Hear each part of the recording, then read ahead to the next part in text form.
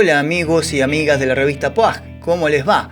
Bienvenidos a un nuevo video. En esta edición te traemos una historia más de las pocas contadas en YouTube. Una historia muy olvidada en el pensamiento argentino que todo trae al presente de los hechos pasados. Una historia aberrante por donde se lo mire, desde el hecho en sí hasta el desenlace, los arreglos y el final. Antes de comenzar, te invito a que te suscribas al canal y actives la campana de al lado para que te llegue la notificación que subo un video nuevo. Porque por ahí subo un videito entre semana, ¿viste? Y si tengo tiempo y tengo ganas. Y por ahí vos estás esperando el jueves que suba el video y por ahí, ¡pum!, te subo un video en el medio de la semana. Pero bueno, también tenemos un anuncio no muy alentador si te estás viciando con este canal. Pero ya lo irás sabiendo con el correr de los videos más adelante. Pero bueno, basta de introducción y tanto misterio. Che, vamos con el video de hoy. El caso de Claudio Zacarías. Corría el 8 de mayo de 1988. Por la fecha 35 del campeonato de primera división de AFA, San Lorenzo visitaba en Altagracia al Instituto de Córdoba. En la fecha pasada, San Lorenzo, dirigido por el Bambino Veira, quien estaba encima siendo procesado por el caso de Candelmo y que contraría sentencia un mes después, había vencido a Independiente por 2-0 en la cancha de Vélez y mantenía la esperanza de alcanzar así la punta y el título. La punta le pertenecía al Newell's Old Boys de Rosario, que tenía tremendo equipazo ese año y que en la fecha anterior había logrado ganarle a Gimnasia por 1-0. Pero mientras San Lorenzo se preparaba para jugar contra Instituto, Newell's Old Boys vencía 2-1 a Argentino Junior otra vez, y estirando la ventaja así a 5 puntos y faltando 6 en juego. San Lorenzo tenía que ganar sí o sí en Córdoba, si quería seguir aspirando al título. Y allá fue el Ciclón, a vivir una experiencia extrema, de las peores que vivió un plantel profesional en Argentina. La década del 80 eran épocas de un libertinaje absoluto de las barras bravas. Cada fecha había un quilombo grande, tanto adentro como afuera de los estadios, y eso lo sabía cada equipo que tenía que viajar lejos. El micro de San Lorenzo fue apedreado antes de llegar al estadio de Instituto, y eso era el comienzo de algo, que se iban a enfrentar a un clima muy hostil en Alta Córdoba. Una vez dentro del estadio, San Lorenzo ingresa a los vestuarios y los jugadores comienzan a prepararse para precalentar antes del partido. La gente en el estadio comienza a llegar a bandada, pero pasan 5, 10, 20 minutos y los jugadores ni siquiera salen a calentar ni tampoco salen a la cancha. ¿Qué pasa? De repente se ve el árbitro Juan Carlos Lustó que anuncia en el campo de juego que el partido estaba suspendido. ¿Qué pasó? Te cuento.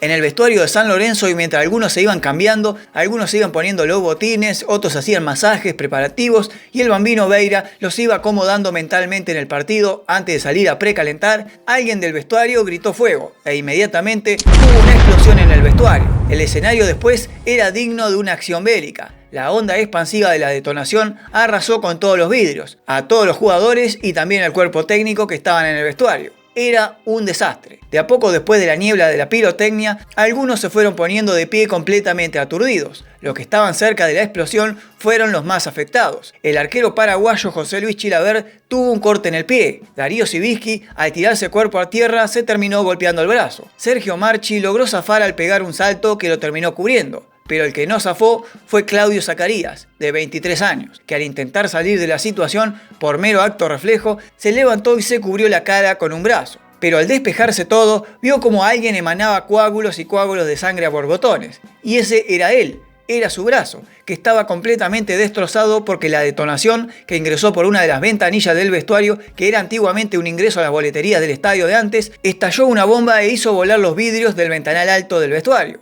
Zacarías, por mero acto reflejo, se cubrió la cara con el brazo y le cayó un vidrio grande que casi actuó como guillotina y le cortó varias venas y arterias, produciendo así una hemorragia demencial. Inmediatamente aparece el médico de San Lorenzo, Hugo Lobe, quien ve el desastre en el vestuario, y un Zacarías que seguía desangrándose de a poco. Al Bambino Veira le agarró un ataque de nervios, acusando de asesinos a los hinchas del instituto, y varios jugadores de San Lorenzo salieron a buscar al árbitro para informar la situación. De un momento a otro, todo el vestuario sanlorencista estaba repleto de gente, de periodistas, de dirigentes, los de San Lorenzo y también los de Instituto. Un despelote total. Al rato llegó la policía y se clausuró el ingreso a los vestuarios. Mientras en la cancha nadie sabía qué pasaba. Adentro de los vestuarios pasaba de todo. Y entre Lobe y el médico clínico de San Lorenzo, Juan Carlos Rodofile, lograron parar un poco la hemorragia de Zacarías, que se iba desvaneciendo de a poco. Y de pronto apareció un camión de la policía, sí, un camión de la policía, no una ambulancia como dicen algunos textos, luego de 20 minutos de atraso.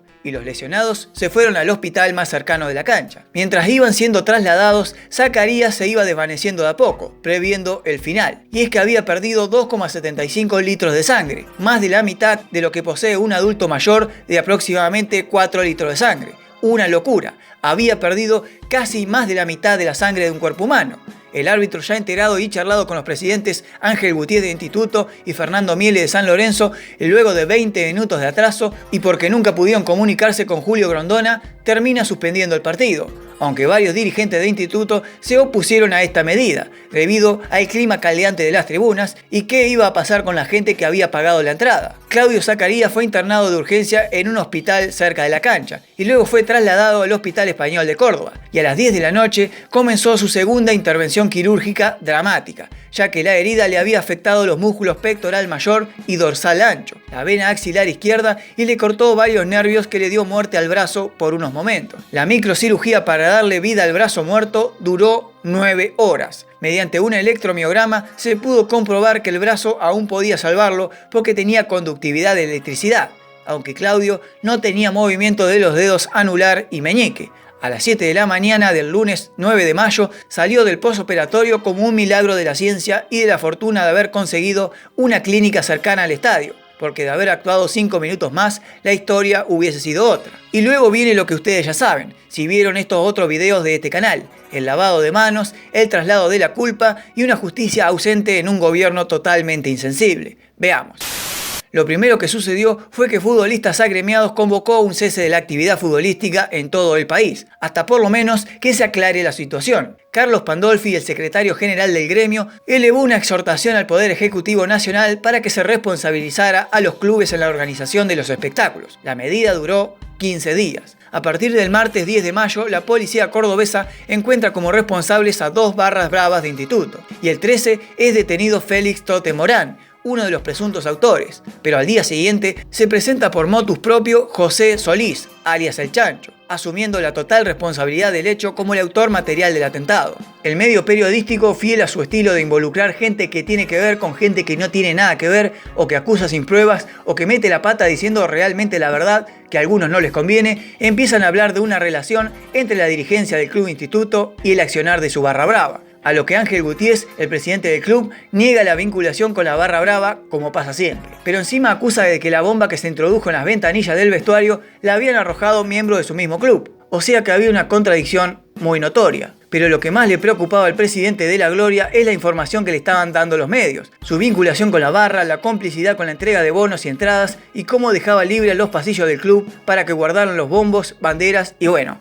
la libertad de hacer lo que se le antojara a la barra brava, incluso en los días que había partido. Zacarías pudo comunicarse con su familia luego de varios días sin saber nada. Incluso estaba en plenas semanas de ser padre, a lo que bautizó con el nombre de Milagros a su hija recién nacida debido a su afortunado final. Pero el que no se quedó callado fue el padre de Claudio, Santos Zacarías, el entrenador de boxeo y entrenador del púgil argentino Látigo Cosci, quien fue alertado por su propio yerno, el Pipa Higuaín, que estaba jugando en Francia, de que algo había pasado con su hijo en Argentina. Santos Zacarías declaró que si no había justicia, él mismo lo haría por mano propia. En cuanto a lo deportivo, 15 días después se levantó la huelga y volvió el fútbol de manera normal. El Tribunal de Disciplina del AFA dio por perdido el partido a Instituto, se le descontó 2 puntos de la tabla, se clausuraba el estadio hasta el fin del torneo, que eran 3 fechas nada más, y un descuento del 30% de las recaudaciones para los siguientes partidos. Obviamente, y como todo, Instituto se quejó por esta medida injusta para ellos. El club no tenía nada que ver, dijeron,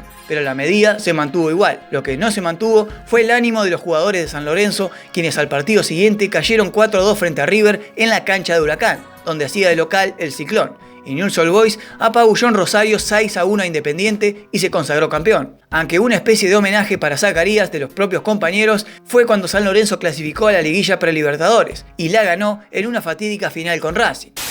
La revista El Gráfico lo entrevistó por primera vez 40 días después del hecho, y Zacarías estaba en un gran estado depresivo, sin poder hacer nada. Ni los cordones de la zapatilla me puedo atar si no tengo sensibilidad en un brazo, decía en la nota. Además, se había enterado que unos días antes los culpables por el atentado y por falta de méritos los habían dejado en libertad. En ese momento, Claudio Zacarías era el jugador más cotizado del plantel y ya había sondeos de equipos franceses para llevárselo. Además, que lo venía siguiendo muy de cerca Carlos Salvador Vilardo para la selección argentina que iba a jugar la Copa América en Brasil en 1989, o quizás para el Mundial de Italia 90. Todo eso quedó trunco, y por eso en 1988 ya no jugaría más, y recién volvió a las canchas en febrero de 1989, 9 meses después de la situación vivida en el Club Instituto. Pero ya nada fue igual. Zacarías había perdido casi por completo la movilidad de su mano izquierda y un 70% de la movilidad del brazo. Era imposible para mí seguir jugando de la misma manera que lo hacía yo, más siendo defensor donde pechás y chocás todo el tiempo con delanteros rivales, dijo Zacarías. Jugó todo este 1989 para San Lorenzo de la forma que pudo